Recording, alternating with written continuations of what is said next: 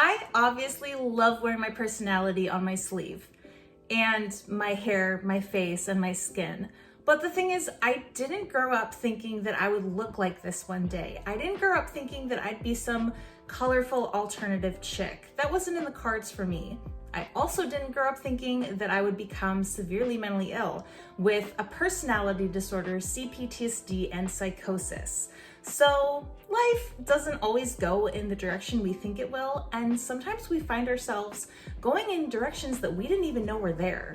Although I did grow up spending a great amount of effort trying to blend in and not let my differences show, I somehow reached a point where none of that stuff really mattered to me anymore, and I was finally okay with being who I am on the inside and the outside. Started, here's a disclaimer to say that I am not a mental health care professional. I am in no way qualified to give any advice, medical or otherwise. Who I am is simply a person with lived experience having serious mental illness who is honestly just here to share with you the wisdom and insight I've gleaned along the way having recovered on this journey and possibly have a little fun. Also, here's a trigger warning to say that the subject of mental illness can be sensitive to talk about and at times may be triggering. So if at any time during the video I say anything that may be upsetting to you, you are more than welcome to leave. In this video specifically, we will be talking a bit about bullying and body modification. Moving on, I wanted to wait to make this video until I changed up my hair again because I thought this would be a great way of kind of breaking the ice and saying that, hi, I'm alternative, and I've always been alternative, but I didn't always look the part. And my recovery from mental illness heavily plays a hand in why I stepped out of the shadows into my outwardly alternative identity. Because while alternative is an aesthetic, it's also a lifestyle, and you don't have to look the part to be alternative. Before psychosis, I was just this closeted alt kid who really loved cult movies and horror and manga and didn't have the guts to be true to myself. Mental illness didn't make me this way, but recovery has allowed me to embrace that side of myself. I've always been a very expressive person, and I've always had a very expressive face and voice and personality. I've always had a really big, loud, boisterous personality. A lot of people would call me bubbly. A lot of people would call me funny. And this is not new. I have always been this way, much to my chagrin, because I hated that about myself growing up and I couldn't stifle it. But the outward expression, that kind of expression, that's relatively new. And that only really came about after my mental illness became quite severe. Amazingly enough, I didn't really look this way until way late into the mental illness game. I was more concerned with blending in and looking like everyone else because I was so afraid of standing out. But the thing is, my mental health eventually got to a point where it was so bad that I really couldn't let myself care about what other people think of me anymore. And that lended itself to this part of me that had been long buried, popping out and has been evolving ever since. Now, offline, I don't think many people would just look at me and automatically equate my physical appearance to my mental health status. Or at least if they do, they're kind enough not to say anything. However, online, it's a much different picture, and a lot of people do tell me how obviously mentally ill I am based on my hair and piercings. And these comments really intrigue me for a couple of reasons. First being that if my content wasn't exclusively about mental illness, would that be your first assumption? Because yeah, maybe, but that is really low-hanging fruit. That is such an easy grab at an insult, and it's frankly lazy. Second of all, I love these comments. I find them so entertaining because they don't offend me in the least. I know what I look like. I chose to look like this. I go out confidently into the world every day looking like this on purpose, so you can't really offend me for something that I did as a conscious choice. But what I will say in favor of this silly notion that I look this way because I'm mentally ill is that I don't look this way because I'm mentally ill. I look this way because I've recovered from mental illness. Mental illness didn't just make me break out in symptoms of hair dye and tattoos and piercings, but mental illness did strip me bare and rob me of the care for anything at all. So I didn't care about most things for a really long time. And while that was negative for a great amount of time, it also allowed me to build up stronger and to carry that uncaring towards not caring so much about what others think of me. And in not caring about what others thought of me, I had a lot more freedom to be myself. That uncaring for how I'm seen by others allowed me to start expressing myself for myself. I wasn't dressing for them anymore in the sense that I was dressing to blend in. I was dressing for myself, how I wanted to see myself, for me. By recovering, I allowed myself to be myself and to discover the person that I had been stifling all those years. The person you are in recovery can often be different than the person you were before, and it can take some time to get to know yourself. The person I was before psychosis was deeply insecure and did not want to look at herself.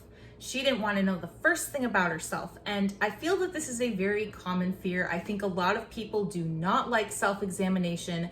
They do not like to think about their inner workings. They like to keep it all on the surface. They try not to look into the closet in the back of their mind with all the skeletons. But the thing about psychosis is it forces you to look at yourself.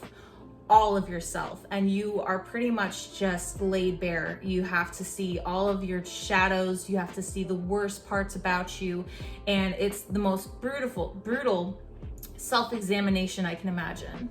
The good thing that comes out of that soul searching that you did not sign up for is that you kind of get to discover things about yourself you didn't realize were there. And I discovered a lot about myself.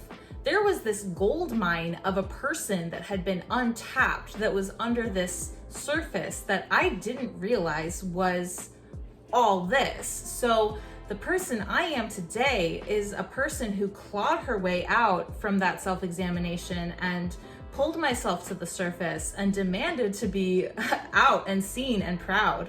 I started expressing myself creatively after one of my worst psychotic episodes at a time when I was still very broken and had just started to pick up the pieces of my life. I didn't realize at the time that what I was doing was so healing for me, but it ultimately was revolutionary. And I know that sounds kind of cheesy because it's just a little bit of hair dye, but at the time, I would draw cartoon characters that were punk and alternative because I so badly wanted to be like them. I knew I was like that on the inside, but I couldn't express it outwardly. And I had one character in particular with purple and blue hair that I drew over and over again for years at that point.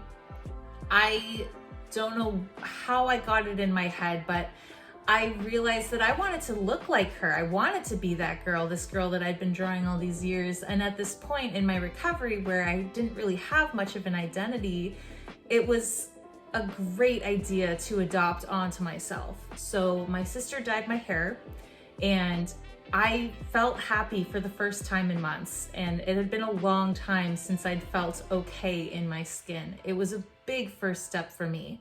From then on, I never really looked back. I've been altering my appearance ever since, and I've never regretted any of it because there was so much of myself lost to psychosis and parts of me that died, I suppose. You know, there was a time when I believed that my soul had died and been replaced by a new soul. And although I do today believe that I'm still Carolyn, it's really hard to forget the feeling of being a stranger in your own body. So to have autonomy over my body, the body that I thought had been robbed by a ghost, it's unspeakable. I've been changing my appearance for like almost 10 years like this, and I love seeing all the different ways that my body can look. I love seeing what my body can morph into, and having been so many different kinds of identities in psychosis, believing that I was animals, people, mermaids, aliens. This is some control I have over a part of myself that had lost control. It's kind of hard to really put into words what it's like, but in psychosis, my identity was malleable. It was beyond me. It was chaotic. It was lost. I had no control. And in my self-expression, I have the reins again.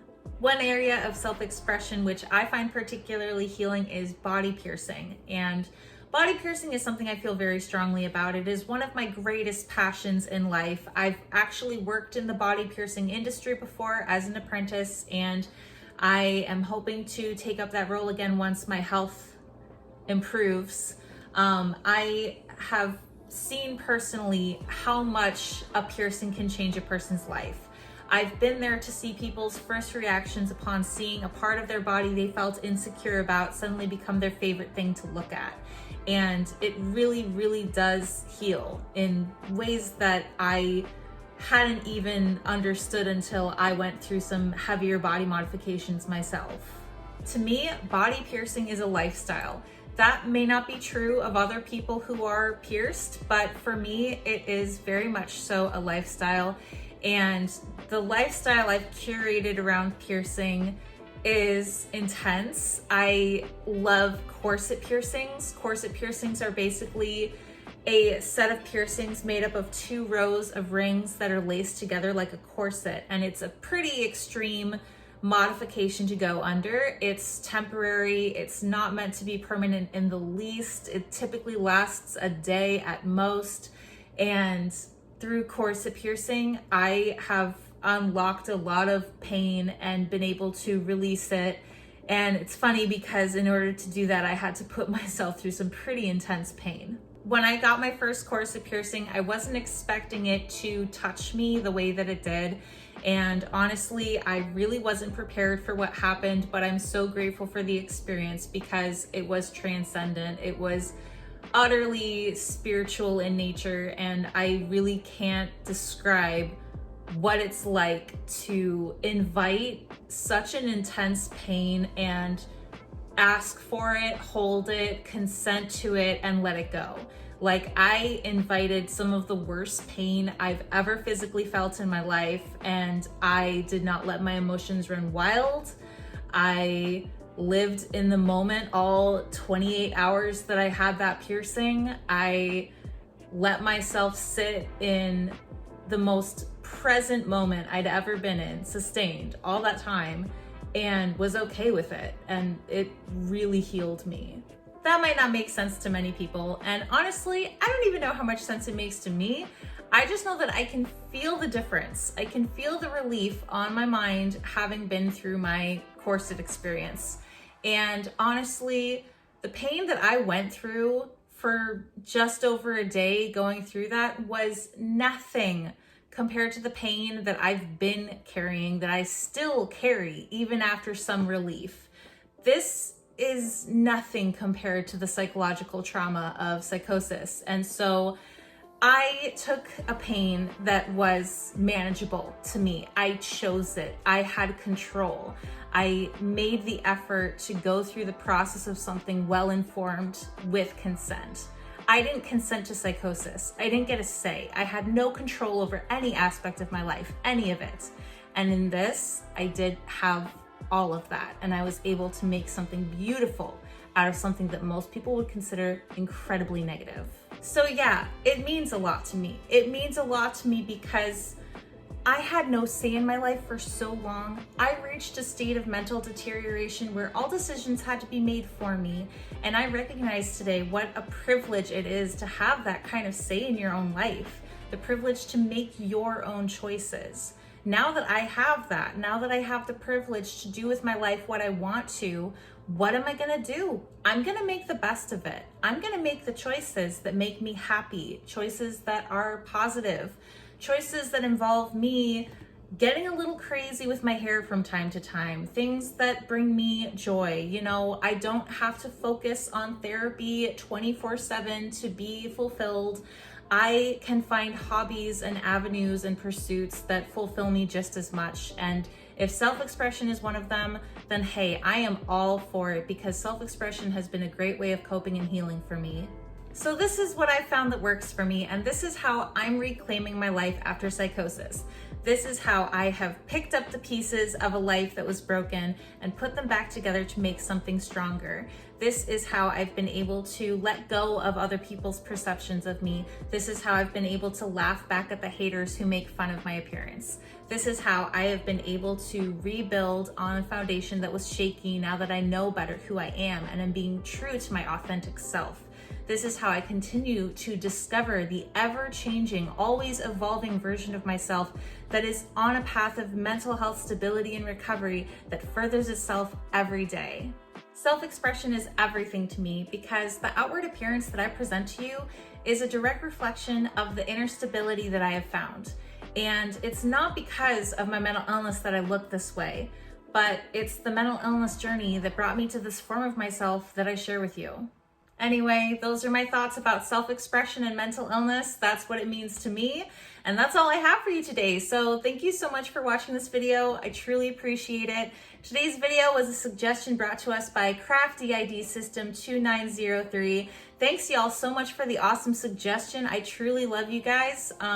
If anyone has an idea for a future topic, you can throw me a suggestion in the comments below and I might make that video for you. Or just let me know what you thought of this video in general. And while you're at it, please like and subscribe to further support my channel. I do put out videos every Thursday/Friday, so if you're interested in more content, there's plenty coming soon. And I'll see you in the next one. Bye!